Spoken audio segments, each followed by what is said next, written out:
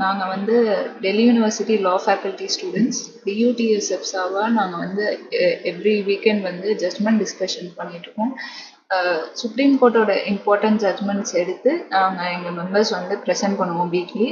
அதை வச்சு டிஸ்கஷன் பண்ணுவோம். இது வந்து காம்படிட்டிவ் எக்ஸாம்ஸ்க்கு யூஸ்ஃபுல்லாக இருக்கிறதுக்காக நாங்கள் ஒரு 2 இயர்ஸாக இந்த இனிஷியேட்டிவ் பண்ணிகிட்ருக்கோம். இன்றைக்கி ப்ரெசென்ட் பண்ண போகிறது வந்து Deepan and Varalika. They are from law centre 1 and law centre 2.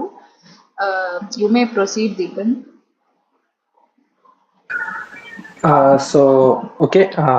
எல்லாருக்கும் மாலை வணக்கம். என் பேர் தீபன் சக்கரவர்த்தி. நான் டெல்லி பல்கலைக்கழகத்துல இளங்கலை சட்ட படிப்பை 2ஆம் ஆண்டு வந்து படிச்சுட்டு இருக்கேன். ஸோ நம்ம ஸ்ட்ரைட்டா ஜட்மெண்ட் உள்ள போயிடலாம். ஒரு நிமிஷம் ஸ்கிரீனை ப்ரெசென்ட் பண்றேன்.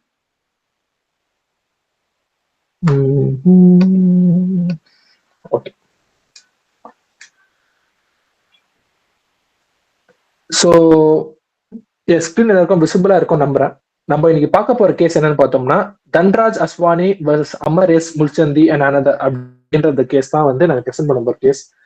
ஸோ இந்த கேஸ் வந்து ஒரு லேண்ட்மார்க் ஜட்மெண்ட். ஆக்சுவலா எல்லாருமே இந்த கேஸ் பத்தி ஒரு தடவை வச்சு பார்த்துருப்போம், கேள்விப்பட்டிருப்போம் நினைக்கிறேன். ஏன்னா வந்து ஆன்டிசிபேட்டரி பெயில வந்து அந்த இதுல வந்து கொஞ்சம் லேண்ட்மார்க் ஜட்மெண்ட் இது. ஸோ இந்த கேஸ் ஸ்ட்ரைட்டா இந்த கேஸ்குள்ள போயிடலாம். இந்த கேஸோட ஃபேக்ட்ஸ் என்னன்னு பார்த்தோம்னா, the respondent was in custody for a certain case. அதாவது இந்த கேஸோட ரெஸ்பாண்டன்ட் வந்து ஏற்கனவே ஒரு கேஸ்ல கஸ்டடியா இருக்காரு. another FIR was filed against the respondent. அதாவது ஏற்கனவே கஸ்டடியில இருக்க ரெஸ்பாண்டன்ட் மேல இன்னொரு எஃப்ஐஆர் வந்து ஃபைல் பண்ணிடுறாங்க. அப்ரஹெண்டட் அரெஸ்ட். அது வந்து ரெஸ்பாண்டன்ட்க்கு வந்து அவர் அரெஸ்ட் ஆயிடுவாருன்ற பயத்தை வந்து அவருக்கு ஏற்படுத்துது. So prayed for anticipatory bail before high court. So ஏற்கனவே அரெஸ்டா இருக்க ரெஸ்பாண்டன்ட் மேல இன்னொரு கேஸ் ஃபைல் பண்ணும்போது அதுக்கு வந்து ஆன்டிசிபேட்டரி, அந்த 2வது ஃபைல் பண்ண கேஸ்க்காக ஆன்டிசிபேட்டரி பெயில வந்து ரெஸ்பாண்டன்ட் வந்து ஹைகோர்ட்ல, பாம்பே ஹைகோர்ட்ல வந்து ஃபைல் பண்றாரு ஆன்டிசிபேட்டரி பெயிலுக்கான பெட்டிஷன். அது வந்து அப்பலண்ட் வந்து அப்ஜெக்ட் பண்றாரு.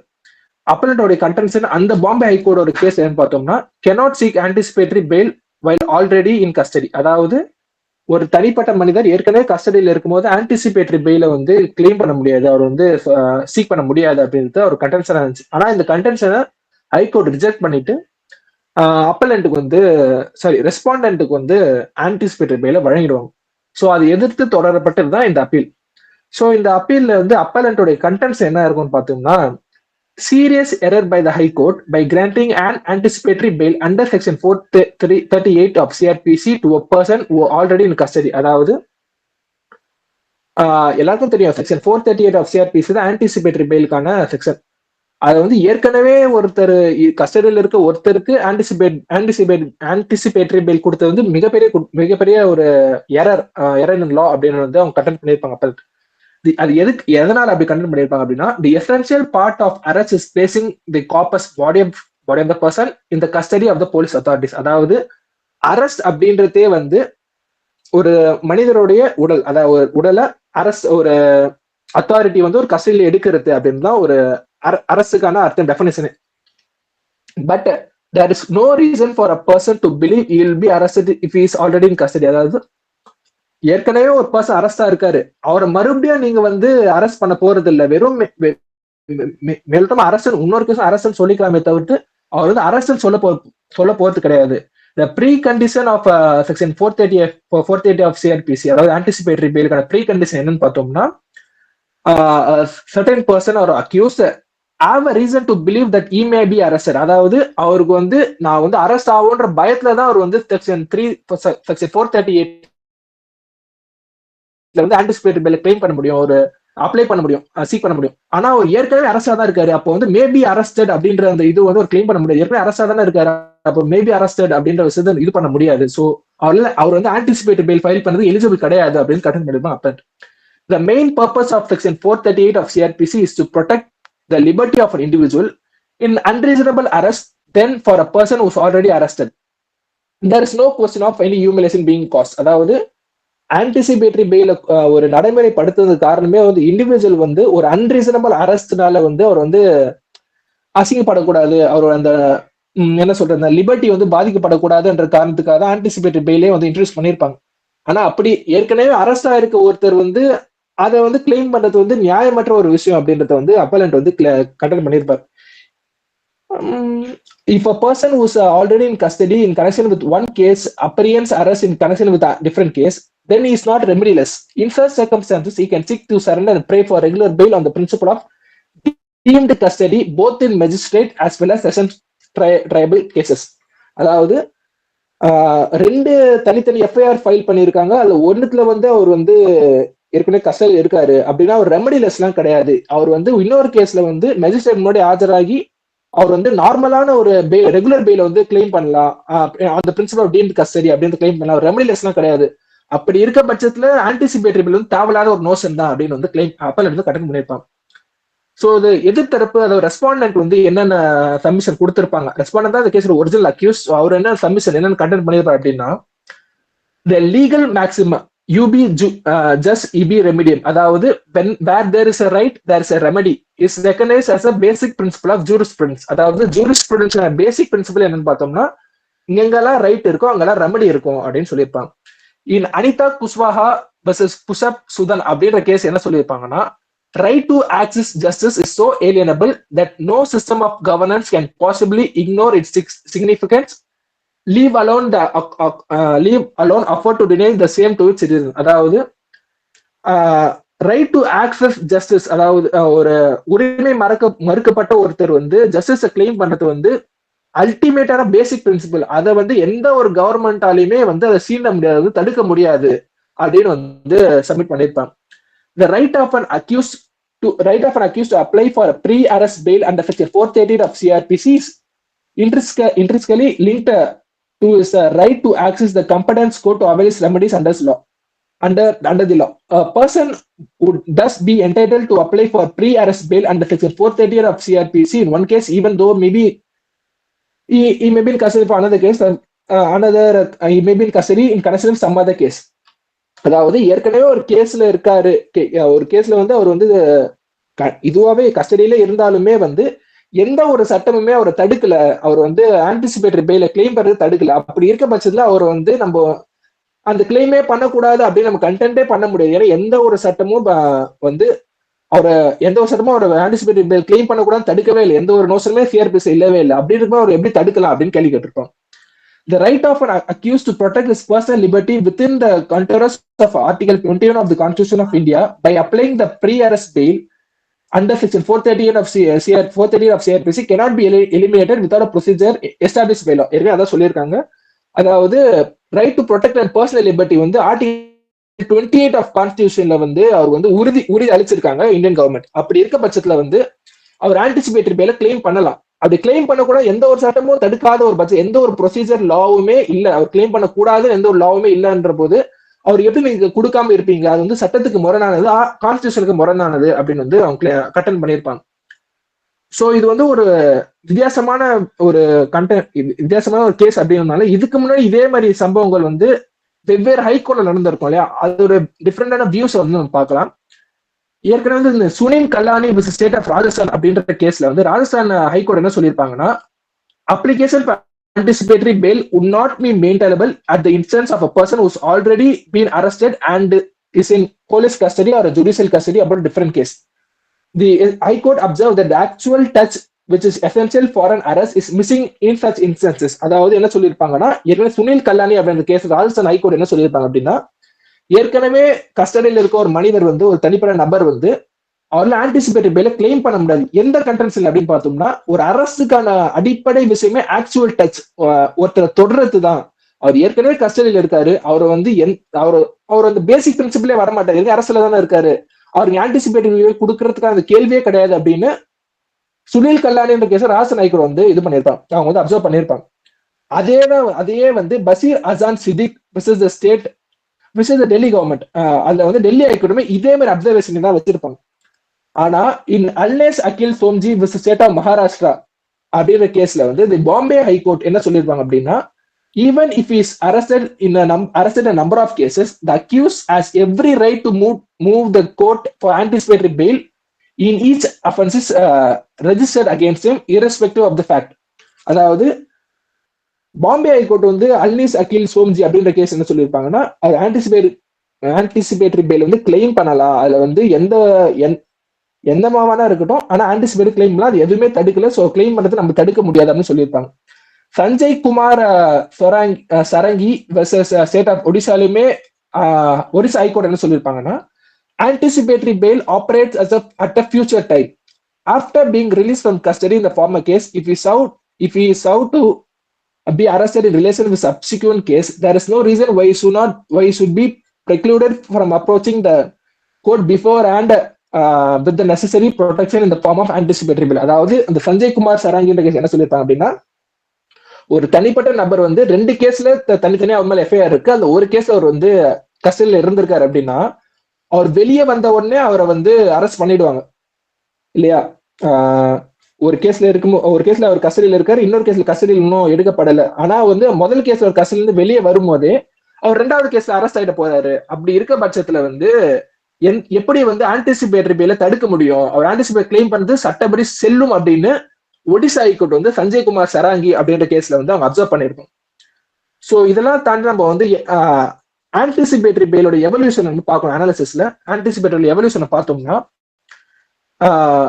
accused is not compelled to face ignominy and disgrace at the instance of influential people who try to implicate their rivals in the false case. அதாவது ஆன்டிசிபேட்டரியோட மெயினான principal என்னன்னா, ஒரு accuse வந்து ஒரு இன்ஃபுளுன்ஸான பர்சன் வந்து ஃபால்ஸா ஒரு கேஸ் போட்டாரு, அதனால ஒரு கஸ்டடியில அரெஸ்ட் பண்றாங்க.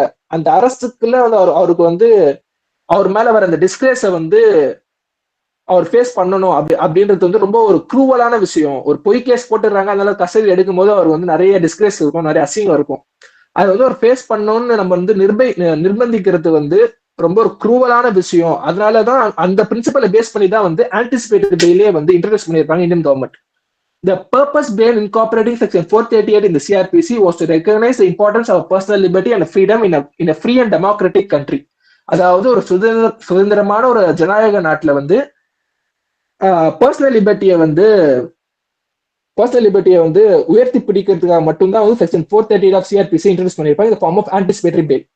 இன் Kartar Singh versus union of India அப்படின்ற கேஸ் என்ன சொல்லியிருப்பாங்க அப்படின்னா, that seeking anticipatory bail is வந்து ஒரு கான்ஸ்டிடியூஷனல் ஃபண்டமெண்டல் ரைட்டும் கிடையாது, ஒரு ப்ரொசீஜரல் ரைட். ஒரு லால ஒரு கோட் ஆஃப் லால இருக்க ஒரு ப்ரொசீஜரல் ரைட் தானே தவிர கான்ஸ்டிடியூஷனல் ஃபண்டமெண்டல் ரைட்லாம் கிடையாது அப்படின்னு சொல்லியிருப்பாங்க. அதே மாதிரி குருபக் சிங் சிபியா ஸ்டேட் ஆஃப் பஞ்சாப் அப்படின்ற கேஸ்ல வந்து ஆன்டிசிபேட்டரி பெயில், அது லேண்ட்மார்க் ஜட்மெண்ட், அதுல வந்து ஆன்டிசிபேட்டரி பெயிலுக்கான பிரின்சிபல்ஸ் வந்து லே டவுன் பண்ணியிருப்பாங்க. என்னன்னு பார்த்தோம்னா, the applicant must genuinely show the reason to believe that he may be arrested for a non-bailable offense. அதாவது ஆன்டிசிபேட்டரி பெயில கிளைம் பண்ணும்போது அந்த அப்ளை பண்றவர் வந்து ஜெனுவன்லி ஷோ தட் அவர் வந்து அரெஸ்ட் ஆக போறாரு அப்படின்ற நம்பிக்கை அவருக்கு இருக்கு அப்படின்ற பட்சத்துல மட்டும்தான் ஆன்டிசிபேட்டரி பெயில வந்து அவரால் ஃபைல் பண்ண முடியும். வெறும் ஒரு பயமோ இல்லை கிடையாது, ஒரு ப்ராப்பர் கிரவுண்ட் இருக்கணும் அப்படின்னு சொல்லியிருப்பாங்க அந்த கேஸ்ல. Filing of the affair is not a condition precedent. However, imminence of a likely arrest found to be founded on the reasonable belief must be shown. ஒரு எஃப்ஐஆர் ஃபைல் பண்றது மட்டும் இல்லாம ஒரு அரெஸ்ட் ஆக போறான்ற நம்பிக்கையுமே ஆன்டிசிபேட்டரி பெயிலுக்கு ரொம்ப முக்கியம் அப்படின்னு சொல்லியிருப்பாங்க. Anticipatory bail can be granted so long as the applicant is not arrested in connection with their case offense. அதாவது ஆன்டிசிபேட்டரி மேல எப்ப வேணா கொடுக்கலாம், ஆனா அப்ளிகண்ட் அரெஸ்ட் ஆகிறதுக்கு முன்னாடி கொடுத்துடணும். இப்போ அந்த கண்டிஷன் ஃபுல்ஃபில் ஆயிடுச்சுன்னா அரெஸ்ட் ஆகிறதுக்கு முன்னாடி கொடுத்துடணும் அப்படின்னு சொல்லியிருப்பாங்க.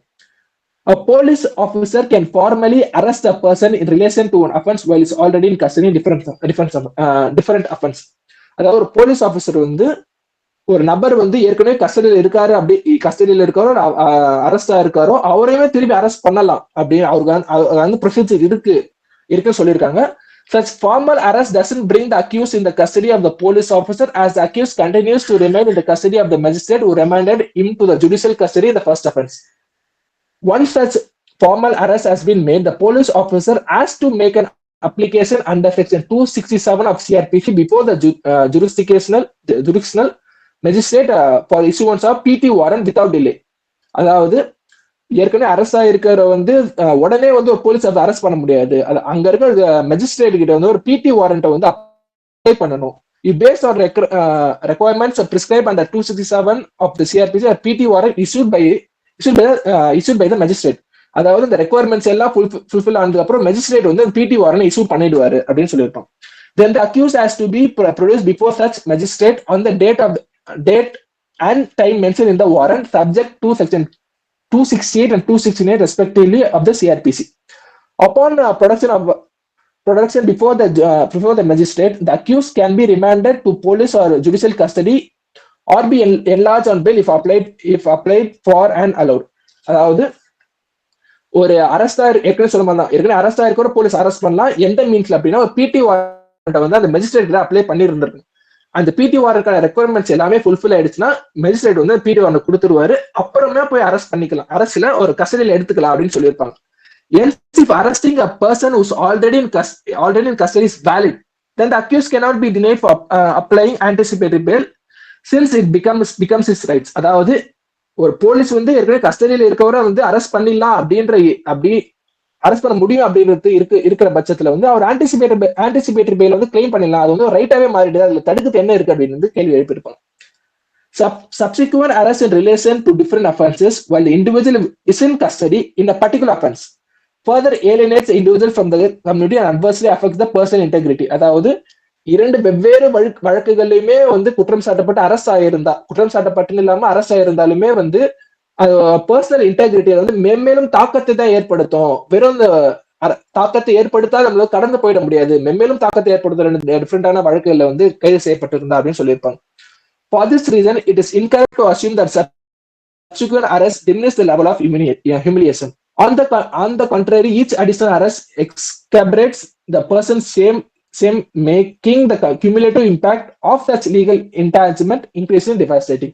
ஒவ்வொரு அரசுமே அந்த அசிங்கத்தை வந்து மென்மேலும் உயர்த்தும் அப்படின்னு சொல்லியிருக்காங்க. வேற ஒன்று கன்க்ளூஷன் என்னன்னு பார்த்தோம்னா, an accused is entitled to seek anticipatory bail in connection with the offense so long as he is not arrested in relation of that offense. Once he is arrested, the only remedy available to him is to apply for a regular bail, either under section 437 or 439 of CRPC as the case may be. அதாவது accuse வந்து anticipatory fail என்ன சொன்ன மாதிரி எப்போ வேணா claim பண்ணிக்கலாம் until he is arrested. Arrest ஆயிட்டா ஒரு ரெகுலர் பெயில் தான் கிளைம் பண்ண முடியும். No restrictions can be read into section 438 of CRPC to preclude an arrest from applying anticipatory bail in relation to an offense while is in custody in a different offense. அதாவது எந்த ஒரு CrPC எந்த ஒரு செக்ஷனுமே வந்து அரசு ஏற்கனவே டீடைனான ஒருத்தர் வந்து ஆன்டிசிபேட்டரி பெயில அப்ளை பண்ண கூடாதுன்னு எந்த ஒரு இடத்துலயுமே சொல்லல. அப்படின்னும் போது அதை வந்து நம்ம மறுத்தளிக்க முடியாது அப்படின்னு அப்சர்வ் பண்ணிருப்பாங்க supreme court. While a person is already in custody in connection with a particular offense, apprehensive arrest in a different offense, then the subsequent arrest is a separate offense for a particular purpose. This would necessarily imply that all rights conferred by the statute on the accused as well as investigating agency in relation to the subsequent offense are independently protected. அதாவது ரெண்டு வெவ்வேறு வழக்குகள்ல தனித்தனியான வழக்குகள்ல ஒரே ஆள் குற்றச்சாட்டப்பட்டிருந்தாலும் ஒரு வழக்குல இருக்க அதே ரைட்டு அந்த ஒரு வழக்குல இருக்க ஒரு கொடுக்கப்படுற அதே உரிமைகள் வந்து எல்லா வழக்குகளும் கொடுக்கப்படும், இன்க்ளூடிங் த ஆன்டிசிபேட்டரி பெயில் அப்படின்னு வந்து அப்சர்வ் பண்ணிருக்காங்க supreme court. The right of an accused to protect his personal liberty within the counters of Article 21 of the Constitution of India with the aid of the provision of anticipatory bail as enshrined under Section 430 of CRPC cannot be defeated or thwarted without a valid procedure established by law. அதாவது இந்த உரிமை anticipatory fail அந்த protect to anticipatory fail எது கொடுக்குறேன் அப்படின்னா personal liberty வந்து protect பண்றதுக்கு அதை வந்து ஆர்டிகல் 21லயே குறிப்பிட்டிருக்காங்க. அதன் அடிப்படையில செக்ஷன் 438 வந்து எனேபிள் பண்ணிருக்காங்க கவர்மெண்ட். அப்படி இருக்க பட்சத்துல ஆன்டிசிபேட்டரி பெயில கிளைம் பண்ணிக்கலாம். அவர் வந்து டீடைல் இருக்காரோ இல்லையோ, ஏன் கிளைம் பண்ணிக்கலாம் அப்படின்னா எந்த ஒரு அடிப்படை சட்டமோ அது மறுக்கலன்னும் போது அதை தடுக்க முடியாது. ஏன்னா ஆர்டிகல் 21லயே வந்து அதுக்கான ப்ரொசீஜர் இருக்கு. அப்படி பர்சனல் ஒரு இண்டிவிஜுவலுக்கு ஒரு பர்சனல் லிபர்ட்டியை பாதுகாத்துக்கிற உரிமை இருக்கு அப்படின்னும் போது நம்ம தடுக்க முடியாது அப்படின்னு சுப்ரீம் கோர்ட் சொல்லியிருக்காங்க. In AR Antulay versus RS Nayak அப்படின்ற கேஸ்ல வந்து சுப்ரீம் கோர்ட் என்ன அப்சர்வ் பண்ணிருப்பாங்கன்னா, no man can be denied of his rights under the constitution and the laws. He has a right to be dealt with in accordance with the law and not in derogation of it. The court held that denial of equal protection of laws by being singled out for a special procedure not provided under the law caused denial of rights under Article 14 of the Constitution of India. ஏற்கனவே சொன்ன மாதிரி AR Antulay versus RS நாயக்ல supreme court என்ன சொல்லியிருப்பாங்க அப்படின்னா, ஒரு லா establish பண்ணிடுறாங்க. அந்த லாவுடைய பலன் வந்து ஒரு இண்டிவிஜுவலுக்கு எல்லா சமயங்களிலுமே வழங்கப்படணும். அப்படி வழங்கப்படலைன்னா அது ஆர்டிகல் 14 ஆஃப் தி கான்ஸ்டியூஷன் வந்து பிரீச் பண்ற மாதிரி, denial of rights and article 14 of the constitution of India அப்படின்னு அவங்க அப்சர்வ் பண்ணிருப்பாங்க. ஏன்னா சிஆர்பிசில ஆன்டிசிபேட்டரி பெயில் வந்து கொடுக்க கூடாது அப்படின்னு எந்த ப்ரொசீஜருமே இல்லை. அப்படின்னும் போது எல்லா நிலைமையிலுமே அந்த ரைட்டை வந்து கிளைம் பண்ணிக்கணும் அப்படின்னு சொல்லியிருப்பாங்க. இஃப் நாட் அது வந்து ஆர்டிகல் 14 வந்து பிரீச் பண்ணுது அப்படின்னு வந்து சுப்ரீம் அப்சர்வ் பண்ணியிருக்காங்க. இந்த aforesaid observation the present appeal stand dismiss. அதாவது இந்த அப்சர்வேஷன் எல்லாம் வச்சுட்டு இந்த அப்பீல் வந்து டிஸ்மிஸ் பண்ணது supreme court.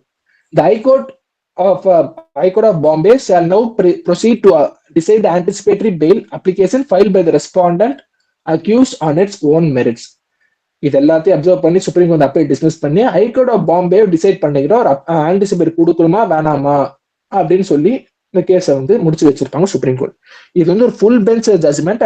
So CJ DY Chandrachud, justice JB Pardiwala and justice Manoj Mishra, இந்த 3 பேரை தான் இந்த கேஸை வந்து டிசைட் பண்ணியிருப்பாங்க.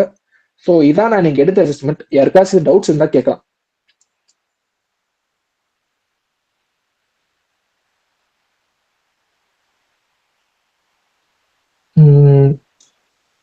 யாருக்கும் டவுட்ஸ் இல்லையா?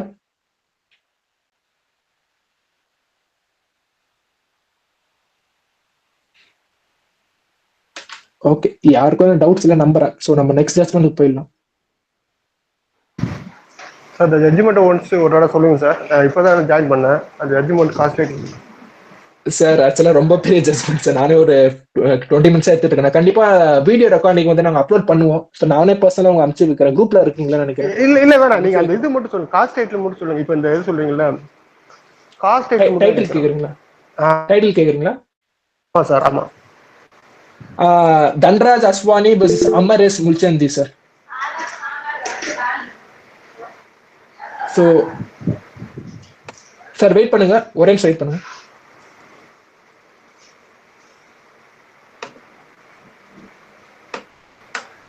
சார் நான் கமெண்ட்ல போட்டிருக்கேன். ஸோ உங்களுக்கு okay sir, thank you. So Manikanda Kumar, நீங்க ஹேண்ட் பண்ணிருக்கீங்க, என்ன டவுட்ஸ் இருக்கா? சார் ஆக்சுவலா இப்போ இதனுடைய விஷயம் நமக்கு தெரிய வேண்டியது என்னன்னா, ஒருத்தர் டிடென்ஷன்ல இருக்கும்போதோ இல்ல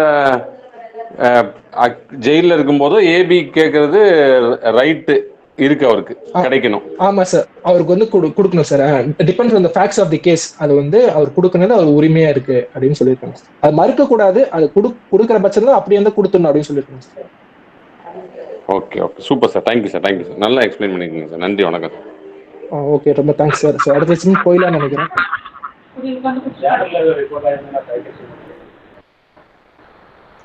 ஓகே, தேங்க்யூ தீபன். நம்ம அடுத்த ஜட்ஜ்மெண்ட்டுக்கு போயிடலாம்.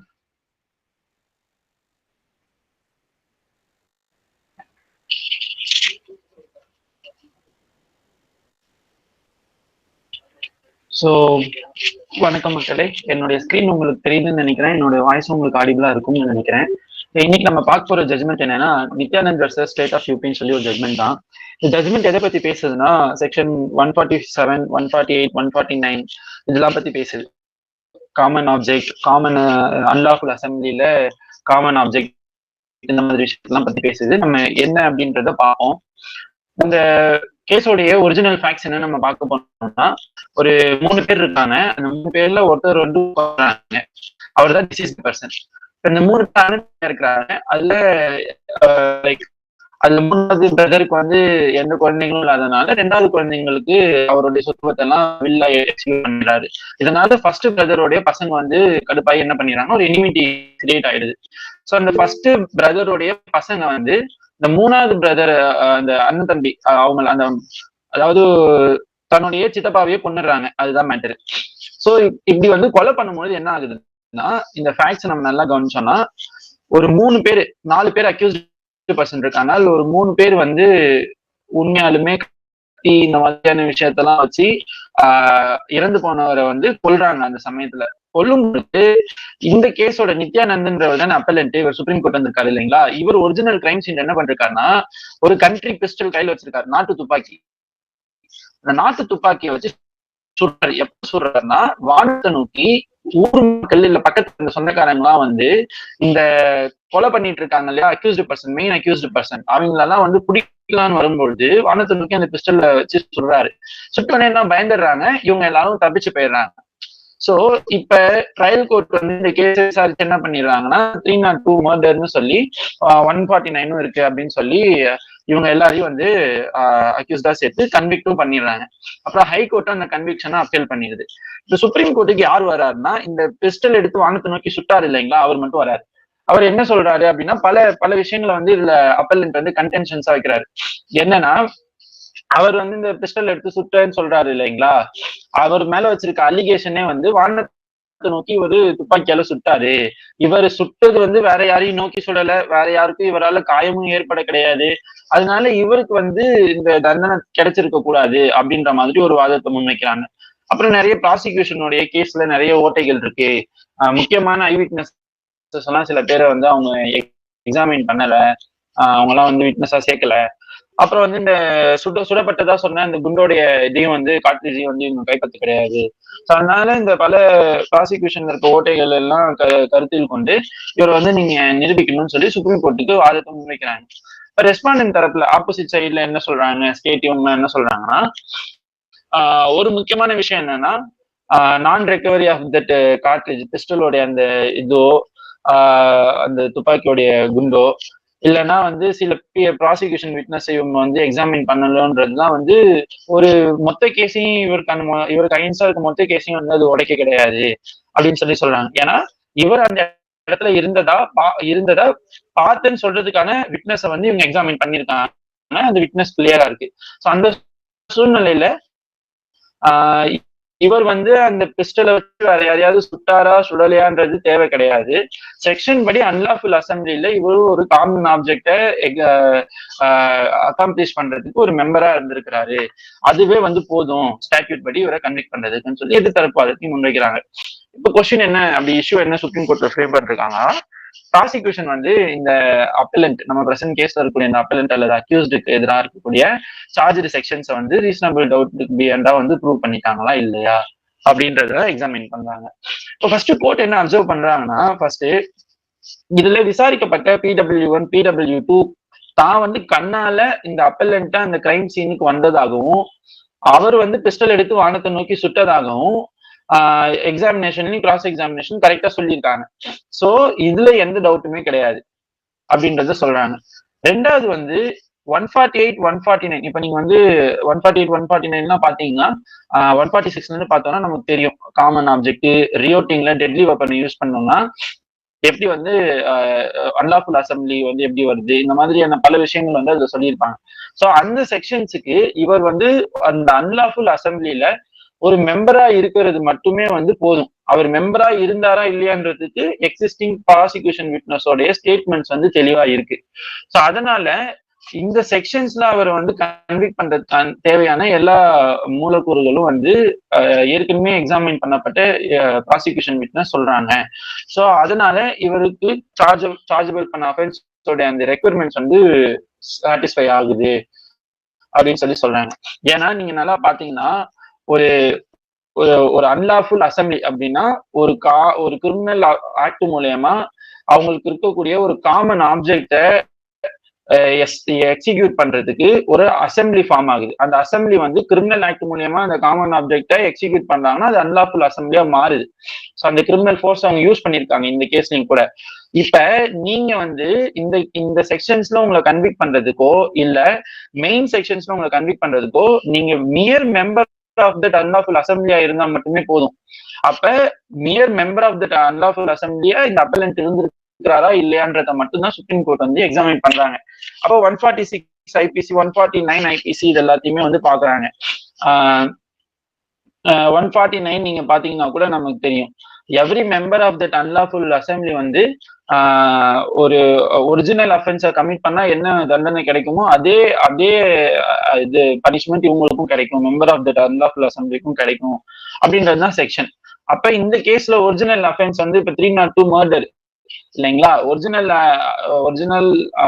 அஃபென்ஸ், அதாவது மெயின் அக்யூஸ்ட் வந்து அவங்க உள்ளார போய் வெட்டி அவங்க கொண்டிருப்பாங்க இல்லைங்களா, அவங்களுக்கு கிடைக்கக்கூடிய இந்த 302 அந்த அன்லாஃபுல் அசம்பிளியில ஒரு மெம்பரா இருந்தனாலே அப்பெலன்ட்டுக்கும் கிடைக்கணும், கிடைக்கிறது கரெக்ட் தான் அப்படின்னு சொல்லி சுப்ரீம் கோர்ட் சொல்றாங்க. இப்போ சில இம்பார்ட்டன்டான ஜட்மெண்ட்ஸ் இந்த பர்டிகுலர் ஆஸ்பெக்ட்ல வந்து ரெஃபர் பண்றாங்க. ஒன்னு என்னன்னா Krishnappa versus state of Karnataka. இதுல கூட என்னத்தை வந்து டிஸ்கஸ் பண்ணிருக்காங்க இந்த சுப்ரீம் கோர்ட் ஜட்மெண்ட்ல கூட, கன்ஸ்ட்ரக்டிவ் ஆர் வைகாரியஸ் லயபிலிட்டியை வந்து செக்ஷன் 149 ஐபிசி எப்படி பேசியிருக்கு. அப்போ ஒரு மெம்பர் ஆஃப் அன்லாஃபுல் அசம்பிளி அவங்க வந்து ஒரு அன்லாஃபுல் ஆக்டை கமிட் பண்றதுக்கு கமிட் பண்றாங்க. எதுக்காக கமிட் பண்றாங்க? ஒரு அன்லாஃபுல் ஆக்ட் இல்லைன்னா ஒரு கிரிமினல் ஆக்ட் எது கமிட் பண்றாங்க, அவங்களுக்கு முன்கூட்டியே வந்து ஒரு காமன் ஆப்ஜெக்ட் இருந்திருக்கு. அவங்க எல்லாரும் சேர்ந்து எல்லாருக்கும் தேவைப்படக்கூடிய ஒரு எண்டு ஒண்ணு இருந்திருக்கு. அந்த காமன் ஆப்ஜெக்டை வந்து அச்சீவ் பண்றதுக்கு இவங்க வந்து ஒரு அன்லாஃபுல் ஆக்டை வந்து கமிட் பண்றாங்க. அந்த அன்லாஃபுல் ஆக்டை கமிட் பண்றதுக்கு இவங்க எல்லாம் ஒரு அசம்பிளியா கூடுறாங்க. இந்த அசம்பிளி தான் அன்லாஃபுல் அசம்பிளி. சோ இந்த அன்லாஃபுல் அசம்பிளில ஒரு மெம்பரா இருக்கக்கூடியவருக்கு கன்ஸ்ட்ரக்டிவ் ஆர் வைகாரியஸ் லைபிலிட்டி இருக்கு. அது என்ன வைகாரியஸ் லைபிலிட்டினா எல்லாருக்கும் தெரியும். யாரோ ஒருத்தர் வந்து செய்யக்கூடிய அந்த தவறு வந்து தானும் செய்யப்பட்டதாக கருதப்படுது எப்ப இந்த மாதிரியான சூழ்நிலைகள்ல அப்படின்னு சொல்லி சொல்றாங்க. அப்ப இந்த பிரின்சிபலுக்கு அடியில நீங்க வரும்பொழுது நீங்க வந்து ஒரு அஃபென்ஸுக்கான கில்ட்டி பர்சனா இருக்கிறீங்களா இல்லையான்றது, இந்த மெம்பரா இருக்கிறீங்களா இல்லையான்றது மட்டும் பார்த்தா போதும். அன்லாஃபுல் அசம்பிளில நீங்க ஒரு மெம்பரா இருந்தீங்கன்னா வைகாரியஸ் லைபிலிட்டி அப்ளை ஆகும். வைகாரியஸ் லைபிலிட்டி அப்ளை ஆனிச்சுன்னா நீங்க வந்து அந்த அஃபென்ஸையே பண்ணியிருந்தீங்கன்னா உங்களுக்கு எவ்வளவு பனிஷ்மெண்ட் வருமோ அதே பனிஷ்மெண்ட் உங்களுக்கு வரும் அப்படின்னு சொல்லி சொல்றாங்க. அப்ப நீங்க வந்து யாருக்காவது இன்ஜுரி காஸ் பண்ணீங்களா இல்லையா அப்படின்றது ரிலவெண்டே கிடையாது. நீங்க அதுல ஒரு மெம்பரா இருந்திருக்கிறீங்களா இல்லையான்றது மட்டும்தான் ரிலவெண்ட். இப்ப இன்னொரு கேஸையுமே கூட ரெஃபர் பண்றாங்க. வினுபாய் ரன்சோத்பாய் பட்டேல் வெர்சஸ் ராஜுபாய் துதாபாய் பட்டேல் அப்படின்னு சொல்லி 2018 ஜட்மெண்ட்லயுமே என்ன சொல்றாங்க, செக்ஷன் 149 வந்து ஒரு தனியான அஃபென்ஸ் வந்து கிரியேட் பண்ண கிடையாது, அது வைகாரியஸ் லைபிலிட்டி தான் சொல்லுதுன்னு சொல்லி ஏற்கனவே சொன்ன ஜட்மெண்ட்ல சொன்ன மாதிரி சொல்றாங்க. அப்ப இதுல என்ன வந்து ரெக்யர்மெண்ட் நம்ம பார்க்கணும்னா mere knowledge of the likelihood of the commission. அப்ப ஒரு அஃபென்ஸ் வந்து கமிட் பண்ண போறாங்க இல்ல லைக்லிஹுட் ஆஃப் த கமிஷன் அது வந்து கமிட் பண்ணப்படலாம் அப்படின்ற நாலேஜ் வந்து உங்களுக்கு இருந்தாலே நீங்க வந்து என்ன ஆயிடுறீங்க, அந்த குற்றத்தை செய்யப்பட்டவராகவே கருதப்படுறீங்க அப்படின்னு சொல்லி சொல்றாங்க. இதுக்கு ஒரு எக்ஸாம்பிள் கூட என்ன சொல்றாங்கன்னா, ஒரு 5க்கும் இல்ல 5க்கு மேற்பட்ட மெம்பர்கள் வந்து AK-47 எடுத்துன்னு கிளம்புறாங்க. அப்போ வந்து இவங்க கன்ஷாட் பண்ணி ஒரு விக்டிமை கொலை பண்ணணும்ன்ற நோக்கத்தோட போறாங்க. இப்ப இதுல 2 பேர் வந்து கண்ணால சுடலன்றதுக்காக அவங்கள வந்து நம்ம விட்டுறணும் அப்படின்ற அர்த்தம் கிடையாது, எல்லாருமே சுற்றுக்கணும்ன்ற அர்த்தமும் கிடையாது. இப்ப அவங்களுக்கு தெரியும் அந்த 5 பேர் எதுக்கு போறாங்கன்றது 5 பேருக்குமே தெரியும். தான் எடுத்துட்டு போற துப்பாக்கினால விக்டிமை கொலை பண்ணணுன்ற நோக்கத்தோட தான் போறோம். அப்ப நீங்க என்ன பண்றீங்க, உங்களுக்கு இந்த நாலேஜ் இருக்கு, நம்ம வந்து என்ன அஃபென்ஸை கமிட் பண்ண போறோம் இல்ல எந்த அஃபென்ஸ் கமிட் பண்ணப்படலான்ற நாலேஜ் உங்களுக்கு இருக்கு. இந்த நாலேஜ் இருக்கும் பட்சத்துல நீங்க என்ன ஆயிடுறீங்க, member of that unlawful assembly ஆயிடுறீங்க. இந்த மெம்பர் ஆஃப் தட் அன்லாஃபுல் அசம்பிளிக்கு ஒரு காமன் ஆப்ஜெக்ட் தான் விக்டிமை கொலை பண்றது. அப்ப இந்த காமன் ஆப்ஜெக்ட்னால கொலை பண்ணப்பட்டுட்டா எவன் சுட்டு அந்த விக்டிம் செத்தாங்களோ அந்த சுட்டவருக்கு என்ன மாதிரியான தண்டனை கிடைக்குமோ அந்த அசம்பிளியில இருக்கக்கூடிய எல்லா மெம்பருக்கும் அதே தண்டனை கிடைக்கும்ன்றதுதான் நமக்கு தெரியும். வைகாரியஸ் லைபிலிட்டி இல்லைன்னா இந்த செக்ஷன் 149-34 இருக்கக்கூடிய பிரின்சிபல்ஸ் தான் இதுதான். ஸோ அதையுமே வந்து ரெஃபர் பண்றாங்க. அப்புறம் கடைசியா வந்து யூனிஸ் அல்லது கரியா மற்றும் ஸ்டேட் ஆஃப் மத்திய பிரதேஷ்ன்ற ஜட்மெண்ட்லயும் என்ன சொல்லிருப்பாங்கன்னா, presence of the unlawful assembly இருந்தாலே போதும், அவர் வந்து எந்த ஒரு ஓவர் ஆக்ட் அவர் தன்னிச்சையா எந்த ஒரு ஆக்டையும் பண்ணணும்ன்ற அவசியம் கிடையாது, அவர் வந்து அந்த பர்டிகுலர் அசம்பிளியோட ஒரு மெம்பரா இருந்தா மட்டும் போதும் அப்படின்றது சொல்றாங்க. அப்படி இருக்கும் பட்சத்துல அவர் வந்து கன்விக்ட் பண்ணலாம் அப்படின்னு சொல்றாங்க. கடைசி அப்ப நம்ம பிரசன்ட் கேஸ்ல அப்பலன் ரைஸ் பண்ண அதர் கன்டென்ஷன்ஸ், அதாவது வந்து இந்த இதுல பல பேர் வந்து கிராஸ் எக்ஸாமின் பரப்படல, அப்புறம் வந்து ரெக்கவரி ஆஃப் த பிஸ்டல் இதெல்லாம் இல்லைன்னு சொல்றது வந்து சுப்ரீம் கோர்ட்டுமே ஏத்துக்கிறாங்க. இதெல்லாம் சில ஃபேட்டாலிட்டிஸ் தான், இருந்தாலும் அது வந்து அப்பலன்ட்டோடைய மொத்த கேஸுக்கு எதிராக இருக்கானா இல்ல, அதனால இந்த கோர்ட் வந்து அவரை தண்டிக்குதுன்னு சொல்லி தண்டிக்கிறாங்க. அப்போ ஹைகோர்ட்டோடைய கன்விக்ஷனை வந்து திரும்பவும் அப்பீல் பண்றாங்க, SLP டிஸ்மிஸ் பண்றாங்க. இது அபய் அசோக்யா மற்றும் உஜ்ஜல் ஜஸ்டிஸோடைய அமர்வு வந்து இதை தீர்மானிக்கிறாங்க. ஸோ இப்போ இந்த ஜட்மெண்ட்ல இந்த கேஸ் எக்ஸ்பிளனேஷன்ல யாருக்காவது ஏதாவது டவுட் இருந்தா கேட்கலாம்.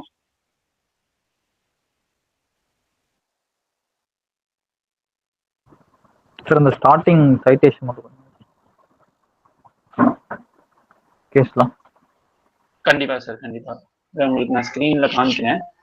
அது இல்லாம நான் சேட் பாக்ஸ் நீட் போடுறேன். ஓகே.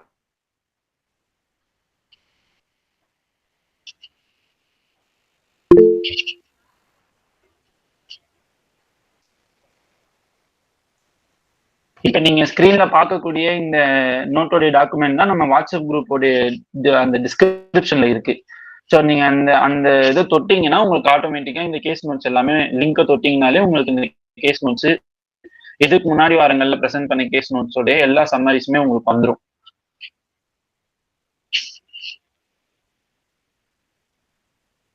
ஓகே, ஸோ யாருக்கும் எந்த டவுட் இல்லைன்னு நினைக்கிறேன். வாட்ஸ்அப் குரூப்ல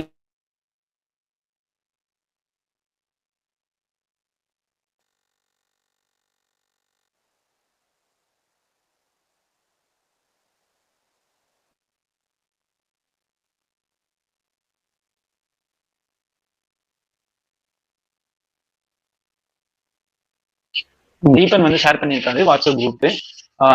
இதுவரை வாட்ஸ்அப் குரூப்ல இல்லாதவங்க தங்களை இணைச்சிக்கலாம். வாரம் இந்த மாதிரி ஏதாவது ஒரு சுப்ரீம் கோர்ட் ஜட்மெண்ட் வந்து உங்களுக்கு எக்ஸ்பிளைன் பண்ணுவோம். ஸோ நீங்களும் பயன்பெறலாம், நாங்களும் பயன்பெறலாம். பார்ட்டிசிபென்ட்ஸ் யாருக்காவது ஏதாவது கருத்து இருந்தாலோ டவுட் இருந்தாலோ கேட்கலாம். இல்லைன்னா இன்னைக்கு செஷனுக்கு வந்து 2 ஜட்மெண்ட் தான் ப்ரிப்பேர் பண்ணியிருந்தோம். தீபன் இன்னொரு ஜட்மெண்ட் இருக்குங்களா?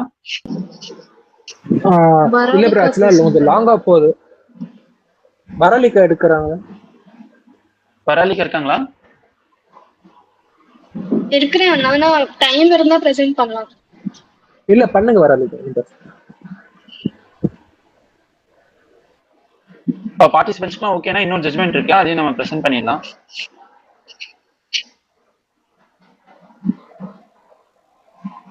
ப்ரெசென்ட் பண்ணுங்க வராலிக்கா.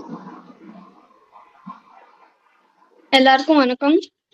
நான் வராலிக்கா, எல்எல்பி செகண்ட் இயர் டெல்லி யூனிவர்சிட்டியில படிச்சுட்டு இருக்கேன். ஒரு நிமிஷம் நான் ப்ரெசென்ட் பண்றேன்.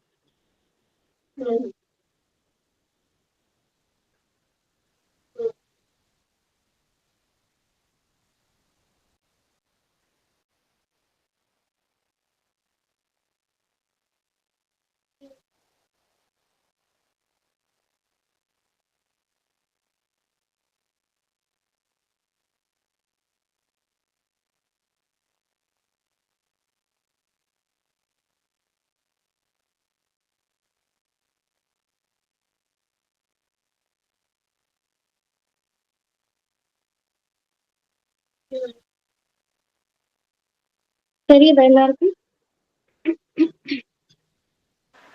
விசிபிள் தான் வரலிக்கா. இது கேஸ் தெரியுதா?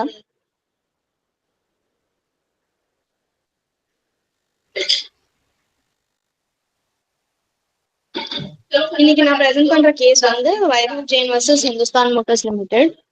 இந்த கேஸ்ல இது ஆக்சுவலி வெரி ப்ரெடிக்டபிள் தான். ஃபேக்ட்ஸ் என்னன்னா, ஒரு ஆக்சிடென்ட் நடந்திருக்குது during a test drive. Vaibhav Motors வந்து டீலருங்க அண்ட் ஹிந்துஸ்தான் மோட்டார்ஸ் தான் ஓனர் ஆஃப் த கார். அப்போ டெஸ்ட் டிரைவ் நடக்கும்போது ஒரு எம்ப்ளாயி வந்து டிசீஸ்ட் ஆயிட்டாரு. அப்புறம் டிரைவர் கூட எம்ப்ளாயி ஆஃப் ஹிந்துஸ்தான் மோட்டார்ஸ். இதுல என்ன லீகல் ஏர்ஸ் ஆஃப் டிசீஸ் வந்து கம்பன்சேஷனுக்காக இது போட்டிருக்கிறாங்க. அப்போ இதுல என்னன்னா, யார் எங்களுக்கு கம்பன்சேட் பண்ணணும்? டிரைவர் பண்ணணுமா, இல்ல வைபவ் மோட்டார்ஸ் டீலர் பண்ணணுமா, இல்ல ஹிந்துஸ்தான் மோட்டார்ஸ் ஓனர் பண்ணணுமா? இதுதான் இஷ்யூஸ். யாரு கம்பன்சேட் பண்ணணும்? Who is liable for the compensation? இப்போ ஸ்டாட்யூட்ஸ் இன்வால்வ் வந்து மோட்டார் வெஹிக்கிள்ஸ் ஆக்ட், அப்புறம் சிபிசி. இதுல அப்பலண்டோட ஆர்குமெண்ட்ஸ் என்னன்னா, ஒஃபெண்டிங் வெஹிக்கிள் வந்து ஹிந்துஸ்தான் மோட்டார்ஸ் தான் மேனுஃபேக்சர் பண்ணிருக்குது. அப்புறம் during at the time of the accident அந்த வெஹிக்கிள் வந்து ஹிந்துஸ்தான் மோட்டார்ஸோட பொசிஷன் அண்ட் கண்ட்ரோல்ல இருக்குது. எந்த எவிடன்ஸும் இல்ல. நீங்க அது அப்பலண்ட், அதாவது வைபவ் மோட்டார்ஸ், அவர் தான் டீலர், அவரோட நெக்ஸ்ட் கண்டென்ஷன் வந்து from section 2 subclass 30 owner இப்போ கேக்குதா? ஓனரோட டெஃபினேஷனோட கூட அவங்க கண்டென்ட் பண்ணியிருக்காங்க. ஓனரோட டெஃபினேஷன்ல எங்களோட அப்பலண்ட் வந்து வரமாட்டாருன்னு கண்டென்ட் பண்ணியிருக்காங்க. அப்புறம் அவங்க டீலர்ஷிப் அக்ரிமெண்ட் இருக்கும்ல, டீலர்ஷிப் அக்ரிமெண்ட்டை கூட அவங்க முன்னாடி வச்சிருக்கிறாங்க அப்பலண்டோட கவுன்சில். அதுல என்ன சொல்லியிருக்காங்கன்னா, டீலர்ஷிப் அக்ரிமெண்ட்ல எந்த டிஃபெக்ட்ஸ் வந்தாலும் அதுல காம்பன்சேஷனுக்கு என்ன லைபிள் இல்லைன்னு சொல்லியிருக்கிறாங்க டீலர்ஷிப் அக்ரிமெண்ட்ல. அதனாலதான் the appellant is not liable for compensation of the vehicle அப்படின்னு சொல்லியிருக்காங்க. ஆனா ரெஸ்பாண்டன்ட் என்ன ஆர்குமெண்ட் பண்ணியிருக்காங்கன்னா, இந்த வண்டி வந்து அவங்க சேல் பண்ணிட்டாங்க, அதுக்கு இன்வாய்ஸ் கூட ஜென்ரேட் ஆயிருக்குது, அவங்க ரெஜிஸ்ட்ரேஷன் நம்பர் கூட டெலிவர் பண்ணிருக்காங்க அப்படின்னு சொல்லியிருக்கிறாங்க. அப்புறம் டீலர்ஷிப் அக்ரிமெண்ட்டை வந்து இவங்க இந்துஸ்தான் மோட்டார்ஸ் அப்சால்வ் பண்ணிடும் அப்படின்னு கூட சொல்லியிருக்காங்க. அப்புறம் இந்த அப்பலண்ட் தான் பொசசரி ஓனர்னு சொல்லியிருக்கிறாங்க. அண்ட் அவங்க என்ன சொல்லியிருக்கிறாங்கன்னா, இந்துஸ்தான் மோட்டார்ஸ் வந்து ட்ரிபியூனல் வந்து டெசிஷன் பாஸ் பண்ணிட்ட அப்புறமா இந்துஸ்தான் மோட்டார்ஸ் எந்த அப்பீலும் பண்ணல. ஆனா இந்துஸ்தான் மோட்டார்ஸ் ஆர்கியூட் தட் அவங்க லைபிள் அப்பீல் பண்றதுக்கு under order 41 rule 33 of the CPC அப்படின்னு சொல்லியிருக்காங்க. அப்புறம் சுப்ரீம் கோர்ட் ஓட ஜட்ஜ்மெண்ட்ல அவங்க 2 கேஸ் சைட் பண்ணியிருக்காங்க, Godavari finance company versus Degala Satyanarayana and others. அதுல என்ன சொல்லியிருக்காங்கன்னா, இது சைட் பண்ணியிருக்கிறேன். அவங்க என்ன சொல்லியிருக்கிறாங்கன்னா, இப்போ வண்டி வந்து வண்டியோட யார் டிரைவ் பண்றாங்களோ during the possession of the company அந்த டயத்துல வைகேரியஸ் லைபிலிட்டி வந்து நீங்க போடணும் அப்படின்னு சொல்லியிருக்கிறாங்க. And in Rajasthan state transport corporation versus Kailashnath கட்டோரியில என்ன சொல்லியிருக்காங்கன்னா,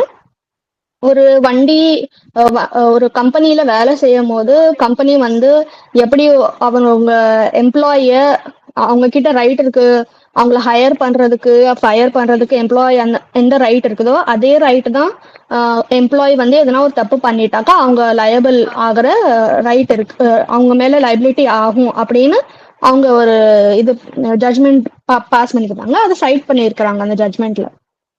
அப்போ அதுக்கப்புறம் என்ன சொல்லியிருக்கிறாங்கன்னா, section 2 subclause 19 of motor vehicles act 1939 இப்போ வந்த மோட்டார் வெஹிக்கிள்ஸ் ஆக்ட் வந்து அமெண்டட். இது ஓல்டு ஆக்ட்ல என்ன சொல்லியிருக்காங்கன்னா, இந்த ஓனரோட டெஃபினேஷன் வந்து நீங்க கொஞ்சம் இன்னும் வைடர் சென்ஸ்ல எடுக்கணும், facts and circumstances of the கேஸ்ல எடுக்கணும். அப்புறம் சப்க்ளாஸ் பி அண்ட் சில என்ன சொல்லியிருக்காங்கன்னா, the person who has the actual possession and control of the vehicle under the directions and command, the driver is obliged to operate the same. அப்போ driver வந்து under the directions of the company, அப்போ கம்பெனிக்கு கீழே தானே வேலை செய்றாரு, அப்போ company will also be liable அப்படின்னு சொல்லியிருக்காங்க. அப்புறம் இங்க next section 230 of the MV act, recent MV ஆக்ட்ல ஓனரோட டெஃபினேஷன் என்னென்ன கொடுத்துருக்காங்களோ அதுல மட்டும் நீங்க கன்ஃபைண்டா இருக்காதீங்க, நீங்க இன்னும் கொஞ்சம் வைடர் சென்ஸ்ல போங்க. To fix the tortious liability of the owner is the company இப்படின்னு சொல்லியிருக்கிறாங்க. அதுக்கப்புறமா டீலர்ஷிப் அக்ரிமெண்ட் சைட் பண்ணிட்டு சொல்லியிருக்கிறாங்க, மோட்டார்ஸ் வெஹிக்கிள் ஆக்ட்ல டிஸ்பேச்ட் அண்ட் டெலிவர்ட் அந்த இது ஹைலைட் பண்ணியிருக்கிறாங்க. அதுக்கப்புறமா தான் நீங்க லயபிள் ஆவீங்க அப்படின்னு கூட சொல்லியிருக்கிறாங்க. அதுக்கப்புறம் ட்ரிபியூனலோட ஃபைண்டிங்ஸ் தானே அவங்க அவார்ட் காம்பன்சேஷன் வச்சாங்க. அதுல வந்து அப்பலண்ட் அண்ட் இவங்க யாரு ரெஸ்பாண்டன்ட் 2 பேரையும் ஜாயிண்ட்லி லைபிள் பண்ணியிருந்தாங்க. அப்போ சுப்ரீம் கோர்ட் வந்து என்ன சொல்லிச்சுன்னா, இவங்க 2 பேரும் ஜாயிண்ட்லி லைபிள் எடுக்க மாட்டாங்க, ஏன்னா வைபவ் மோட்டார்ஸ் ஓனர் பொசஷன் இருக்குதான்னு எந்த எவிடன்ஸும் அவங்க கொடுக்கல. they have only stated that invoice has been passed but there was no evidence against Vaibhav Motors. அதனால Supreme Court passed the relief that suppose in the Vaibhav Motors has paid any award to the deceased legal heirs, அதெல்லாம் நீங்க with interest மறுபடியும் வைபவ் மோட்டார்ஸ்க்கு நீங்க கொடுக்கணும். யார் கொடுக்கணும்? Hindustan Motors வந்து கொடுக்கணும் அப்படின்னு சொல்லியிருக்காங்க. அப்போ இந்த காம்பன்சேஷன் வந்து only Hindustan Motors is liable because at the time of the accident the vehicle was in the possession and ownership of Hindustan Motors. Vaibhav Motors வந்து only டீலர் அப்படின்னு சொல்லியிருக்காங்க. இதுதான் கேஸ். எதனா புரியலன்னா ப்ளீஸ் கேளுங்க. சார் இந்த என்னுடைய கேஸ்ல சொல்லுங்க மேடம்.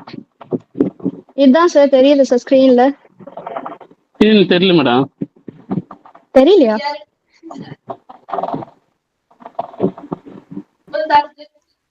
பிரசன்டேஷன் தெரியலையா சார் ஸ்கிரீன்ல? வராலிக்கா ஐ திங்க் அவருக்கு தெரியலன்னு நினைக்கிறேன். எங்களுக்கு தெரியுது. நம்ம சாட் பாக்ஸ்ல போட்டுடுறோம் சார், நீங்க பார்க்கலாம்.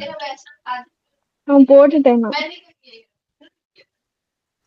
Okay okay. வேற யாருக்குமே டவுட் இருக்குதா?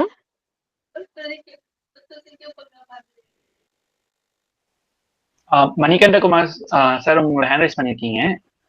டவுட் என்னன்னு கேட்கலாம். Good evening madam. மேடம் இப்போ சொல்லுங்க சார். நம்ம என்ன சொல்றோம்னா, இப்போ இந்துஸ்தான் மோட்டார்ஸ்ன்றது முதலாளி, டீலரு, அதுக்கப்புறம் டிரைவர். இப்ப யாரு இதுல லயபிலிட்டின்னு சொல்றீங்க மேடம்? சார் டீலர் கிட்ட இருந்தா சார் வண்டி போயிருக்குது டெஸ்ட் டிரைவ்க்காக. அப்போ டிசீஸ்டு வந்து டீலரும் ஹிந்துஸ்தான் மோட்டார்ஸ் தான் ஓனர் சார் வண்டியோட. ஆமா. அப்ப இவங்க 2 பேரையும் லைபிள் ஆக்குறாங்க. ஆனா சுப்ரீம் கோர்ட் என்ன சொல்லுதுன்னா, டீலர் கிட்ட ஓனர்ஷிப்பே இல்ல, அவரு மிடில் மேன் தான், ஹிந்துஸ்தான் மோட்டார்ஸ் தான் ஃபுல்லி லயபிள் சொல்லியிருக்காங்க சார். அப்ப டிரைவர் காம்பன்சேஷன் கேட்கல, ஒன்லி இல்ல சார். ஏன்னா டிரைவர்னா வைகேரியஸ் லைபிலிட்டி ஆகும்னா சார். டிரைவர் கம்பெனிக்காக வேலை செய்யறாருன்னு ரெஜிஸ்ட்ரேஷன் பண்ணாத ஒரு காரணம். அப்ப இன்சூரன்ஸ் லைபிலிட்டி இல்லைன்னு சொல்றாங்க. ஆமா சார். இதுல தப்பிக்கிறது இன்சூரன்ஸ் தப்பிச்சுக்கிறான் ஒரு பணமும் கொடுக்காம. ஆமா சார். அதாவது ஃபார் ரெஜிஸ்ட்ரேஷன் போட்டா இது தலைவலி. ஆமா சார். சப்போஸ் வண்டி அவங்க பேர்ல வந்திருந்தாக்கா அப்போ டிரைவர் லயபிள் ஆயிருப்பாரு. இன்சூரன்ஸ். ஆமா சார். இதோட சுருக்கம் என்னன்னா, நம்ம கம்பெனில பூஜை போட்டு வீட்டுக்கு எடுத்து வரும்போது நம்பர்ல கொண்டு வரக்கூடாது வீட்டுக்கு. ஆமா, அங்க டிஸ்பேச்ட் அண்ட் டெலிவர்ட்னு ஒரு டீலர்ஷிப் அக்ரிமெண்ட் போட்டிருந்தாங்கல்ல சார். ஆஃப்டர் டிஸ்பேச் அண்ட் டெலிவர்னா அவங்க லயபிளா இருப்பாங்க. அதுக்கு முன்னாடி கம்பெனி தான் லயபிள். இன்சூரன்ஸ் சேவ் இல்ல, இன்சூரன்ஸ்க்கு ஃபேவரான ஜட்ஜ்மென்ட் கொடுத்தாங்க. ஆமா sir. Okay, thank you.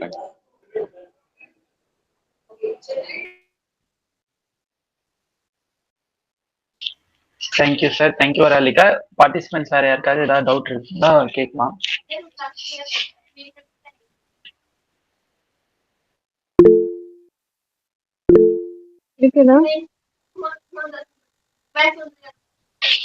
Manikandan sir சொல்லுங்க, ஹேண்ட் ரைஸ் பண்ணிருக்கீங்க. சார் ஒன் டவுட் மட்டும். இந்த கேஸ்ல வந்து அந்த லயபிலிட்டிஸ் ஓனர்ஷிப் யார்கிட்ட இருக்கு, லயபிலிட்டிஸ் மட்டும் ரைஸ் பண்ணிருக்காங்களா இல்ல இன்சூரன்ஸ் பத்தி சொல்லிருக்காங்களா? இன்சூரன்ஸ் பத்தி இதுல எதுவுமே சொல்லல சார். ஆக்சுவலி இங்க டிசீஸ்ட் இருக்கிறார்ல, அவங்களோட லீகல் ஹேர்ஸ் தான் காம்பன்சேஷன் கிளைம் பண்ணிருக்காங்க. ஏன்னா டிரைவர் வந்து இந்துஸ்தான் மோட்டார்ஸோட எம்ப்ளாய். இப்ப ஆக்சுவலா வந்து இன்சூரன்ஸ் பத்தி உங்க ரைஸ் பண்ணவே கிடையாது. ஓனர் வந்து யாருன்னா இந்துஸ்தான் மோட்டார்ஸ், டீலர் வந்து யாருன்னா வைபவ் ஜெயின் டீலர். அவங்க ஒர்க்கர் ஆஃப் த இருந்தாலும் யாரு கீழே வருவாங்கன்னா இந்துஸ்தான் மோட்டார்ஸ் கீழே வருவாங்க. ஸோ ஆமா, அவங்க தான் லைபிள்னு சொல்லி சொல்றீங்க, அதானே மேடம்? ஆமா ஆமா sir. Okay madam, thank you.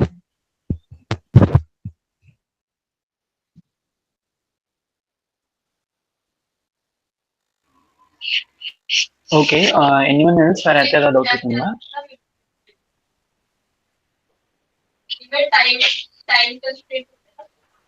Okay வராலிகா, நன்றி. ஐ திங்க் டவுட் இல்ல நினைக்கிறேன். சுபாஷ், நீ கேன் கன்க்ளூட்.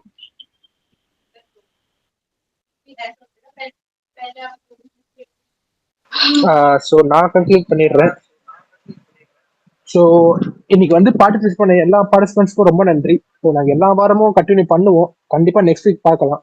ஏன்னா லாஸ்ட் ஒரு 2 months நாங்கள் வந்து ரொம்ப பெருசா பண்ண முடியல. ஆனா இந்த வாரம் வந்து ஆல்மோஸ்ட் 3 செஷன்ஸ் பண்ணியிருக்கோம். கண்டிப்பா இம்ப்ரூவ் பண்ண பாக்குறோம். உங்களுக்கு ஏதாவது சஜஷன்ஸ் இருந்தா ப்ளீஸ் டெல் அஸ். நாங்க அதை கேட்டுக்கிறோம். அண்ட் எங்களுடைய வாட்ஸ்அப் குரூப்போட லிங்கை வந்து நான் ஏற்கனவே சாட் பாக்ஸ்ல போட்டிருக்கேன்.